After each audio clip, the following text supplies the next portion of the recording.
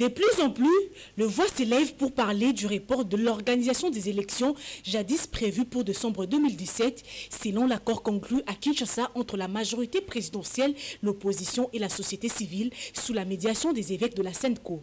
Mais alors, que dit l'accord de la Saint-Sylvestre à propos de l'organisation des élections ?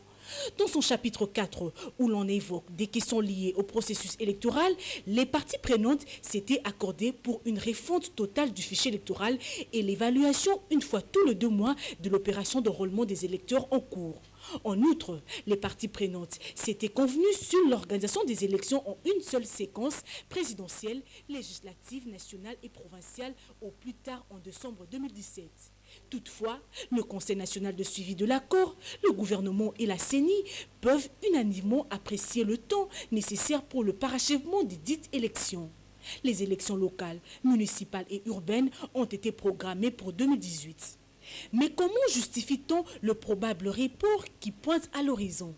Nous sommes au mois de juillet, plusieurs Congolais ne se sont pas encore enrôlés, notamment dans le Kasaï, ce qui fait dire que l'opération du fichier électoral est loin de se terminer. Et 7 mois après la signature de l'accord, le Conseil national de suivi de cet accord, institution qui a pour mission de veiller au respect de l'accord et garantir l'organisation des élections crédibles, transparentes et apaisées, n'est toujours pas installé.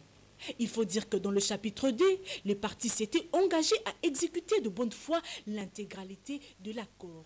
Je cite, « Prenons nos responsabilités devant Dieu, la nation congolaise, l'Afrique et le monde, et guidés par les consensus comme mode de prise de décision, convenons et arrêtons en ces jours le présent accord politique inclusif en ces termes. » Fin de citation. Que s'est-il passé dans l'entretemps pour que le pays en arrive à cette situation ? Affaire à suivre.